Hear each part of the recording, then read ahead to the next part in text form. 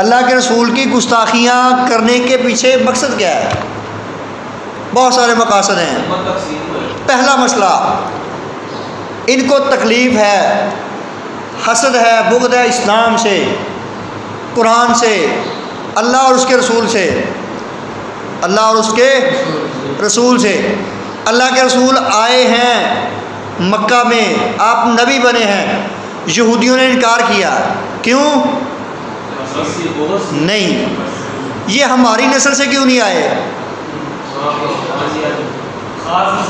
اللہ نے کہا یعرفونہ کما یعرفون ابناءہم، کہ آپ کو اپنے بیٹوں کی طرح پہچانتے ہیں۔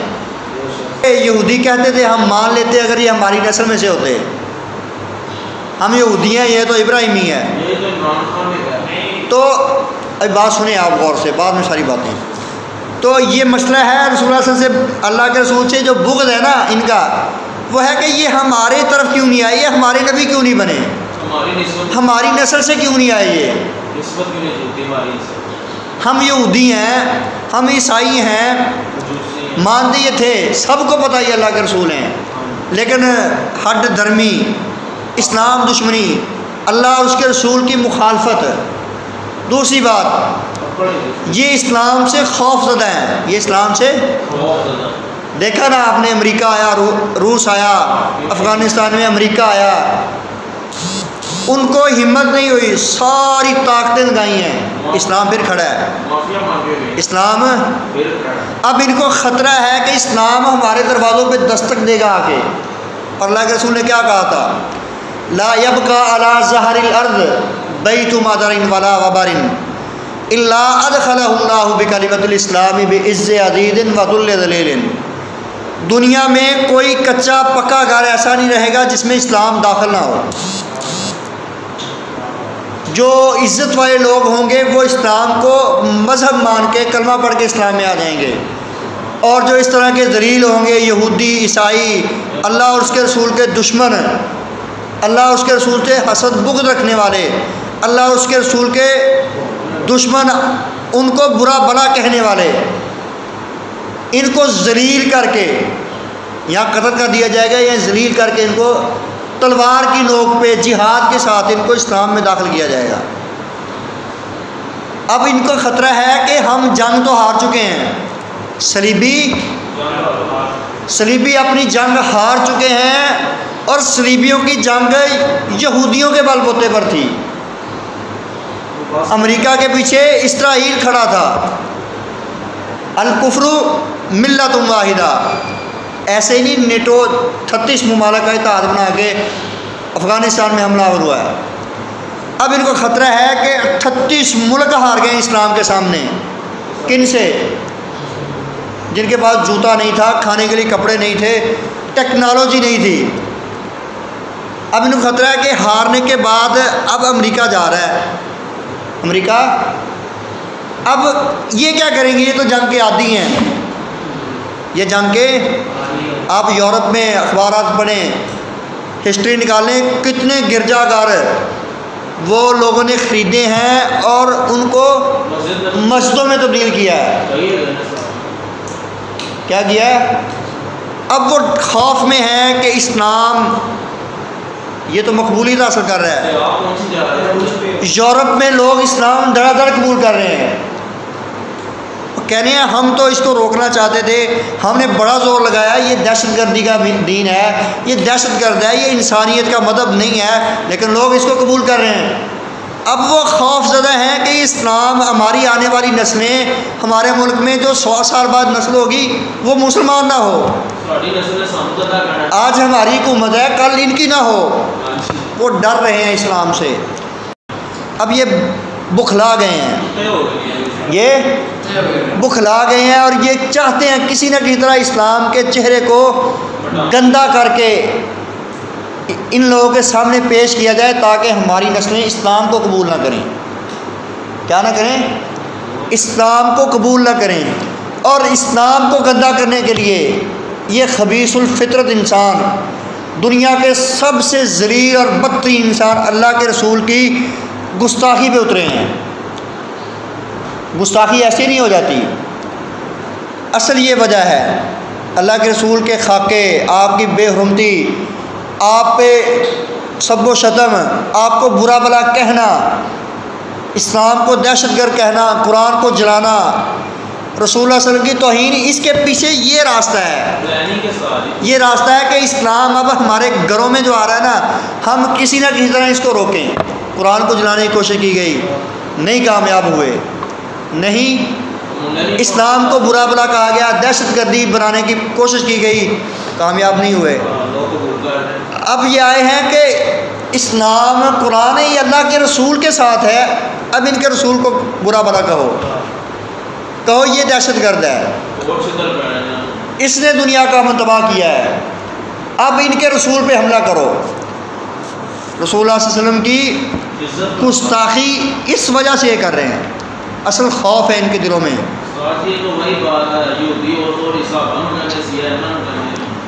یہ خوف ہے ان کے دلوں میں کہ اب اسلام ہماری نسلوں میں، تو یاد رکھیں دنیا میں سب سے زیادہ عزت، احترام، تکریم، شان و شوکت، جس کے لیے سب کچھ نہیں، دنیا و ما فیہا کی ساری چیزیں، سارے انسان قربان کیے جا سکتے ہیں، سارا کچھ قربان کیا جا سکتا ہے، اور ہمارے ہوتے ہوئے ہماری حکومتیں ایمان نہیں ہیں ان میں۔ چاہیے تھا ان کو یہ جو معاملہ بنا ہے فوراً بائیکاٹ کریں اور اعلان جنگ کریں۔ کیا کریں؟ اعلان، حقیقت یہی ہے، یہ جذباتی بات نہیں ہے۔ دعویٰ کیا نا اللہ کے رسول کی وفات کے بعد نبوت کا ایک شخص نے، تو ابوبکر نے لشکر تیار کیا اور اس کو قتل کروایا ہے۔ اللہ کے رسول کے دور میں کتنے لوگ ہیں جنہوں نے نبوت کا دعویٰ کیا اور قتل کیے گئے ہیں، کتنے لوگ ہیں جنہوں نے گستاخیاں کی ہیں اور وہ قتل کیے گئے ہیں۔ ان کا علاج کیا ہے؟ قتل کیے جائیں۔ جو اللہ کے رسول کو گالی دے اس کو چیر پھاڑ کے رکھ دو، کیا کرو؟ گردن اتارو، جوڑ توڑو، مارو، جیسی مار سکتے ہو اس کو مارو۔ تو کیا سزا ہے؟ قابو آئے، ملک ہو ملک تباہ کرو، قوم ہو وہ تباہ کرو، بستیاں ہوں وہ جلاؤ۔ اللہ کے رسول کی شان سب سے بلند ہے۔ اگر دنیا امن چاہتی ہے، اگر دنیا امن چاہتی ہے تو ان کو ہمارے نبی کی عزت احترام کرنا پڑے گا۔ اگر ایسا نہیں ہے تو پھر ہمارے اور ان کے درمیان کوئی معاہدہ، کوئی صلح، کوئی سفارتکاری، کچھ بھی نہیں ہے، صرف اعلان جنگ ہے۔ لیکن اللہ کرے اللہ ہمیں ایسے حکمران دیں جن کی غیرت اتنی بڑی ہو، اللہ ہمیں ایسے مخلص، یہ باتوں کے غازی تو ہیں، اللہ ہمیں ایسے مخلص حکمران دیں کہ کوئی اللہ کے رسول کی شان میں گستاخی بعد میں کرے، پہلے 100 دفعہ سوچے کہ میرے ساتھ کیا ہوگا۔ ہم ایٹمی قوت ہے نا، چلا دیں، دنیا باڑ میں جاتی جائے، ہمیں کیا ہے؟ اللہ کی رسول ان کی عزت پہ دنیا کو قربان کرنا کیا حیثیت رکھتا ہے؟ اللہ کی رسول کی عزت پہ دنیا کو قربان کرنا کیا حیثیت رکھتا ہے؟ میری آپ کی دنیا یہی ہے نا، میرے والدین بہن بھائی، میرے والدین بہن بھائی، یہی میری اور آپ کی دنیا ہے نا۔ جب یہ قربان ہو سکتے تو ہمیں کیا لگے دنیا سے؟ ہمیں دنیا سے لا یؤمن احدکم حتی اکون احب الیہ من والدہ وولدہ والناس اجمعین۔ تم ایمان والے ہو ہی نہیں سکتے جب تک اپنی جانوں سے، اپنے والدین سے اور ساری دنیا سے بڑھ کے مجھے محبوب نہیں جانتے۔ یہی لفظ شاعر نے کہے نا، ان ابی و والدہ و ارضی لارض محمد منکم وقاء، میرے خاندان، قوم، قبیلہ، میری برادری، رشتہ داری، میرا شہر، میری عزت، اللہ کے رسول پر سب کچھ قربان ہے۔ یہ ہے ان کی سزا، یہ ہے ان کی سزا۔ اب معاملہ ہے حکومت چپ ہے، حکومت ہے، آپ اپنا کردار ادا کریں۔ آپ اپنا کیا کردار ہے لکھ سکتے ہیں، سوشل میڈیا کا دور ہے، تحفظ ناموس رسالت کی گائیڈ لائن دیں لوگوں کو کہ کیا کریں آپ، ناموس رسالت کا تحفظ کیسے ہو سکتا ہے۔ مثال کے طور پہ آپ اپنے عزیز و اقارب کو رسول اللہ صلی اللہ علیہ وسلم کی عزت احترام بتلائیں کہ آپ کا مرتبہ یہ ہے، دنیا آپ کے سامنے ہیج ہے، بری ہے، کیا جا سکتا ہے کام۔ آپ اپنے یونین کے کی سطح پر لوگوں کو اکٹھا کریں، جمع کریں، محلوں میں جمع کریں، بھائی ناموس رسالت کا مسئلہ ہے، ووٹ دیا ان کو، ان کے حلق میں انگلی ڈالو، کہو بولتے کیوں نہیں ہو، ووٹ لینے کے لیے آئے ہو نا، ووٹ مانگنے کے لیے بڑی بک بک کی ہے، ناموس رسالت کا مسئلہ ہے، بولو، ان کے حلق میں انگوٹھا دو۔ اگلی بات ہے حکمرانوں کو جگاؤ، احتجاج کرو، بھائی اس کے اوپر کٹھے ہوں، آپ مسلم حکمران کٹھے ہو کے کہیں، ایک مشترکہ پلان تیار کریں، قانون بنائیں، جو ملک بھی ناموس رسالت میں گستاخی کرے گا، آپ کی عزت پہ ہاتھ ڈالے گا، اس کے ساتھ اعلان جنگ ہے، تباہ کر دیا جائے گا۔ وہ یہ ہے حق ناموس رسالت کا، کیا ہے؟ تحفظ ناموس رسالت۔ آپ صلی اللہ علیہ وسلم کی محبت کا یہ تقاضا ہے، جتنا مرضی بڑا ملک ہو، جتنی مرضی مضبوط اس کی معیشت ہو، وہ جتنا مرضی بڑا فرعون ہو، حق یہی ہے کہ اس کو غرق کر دیا جائے۔ ٹھیک ہو گیا؟ یہ بات سمجھ آ گئی؟ بات سمجھ آئی کہ نہیں؟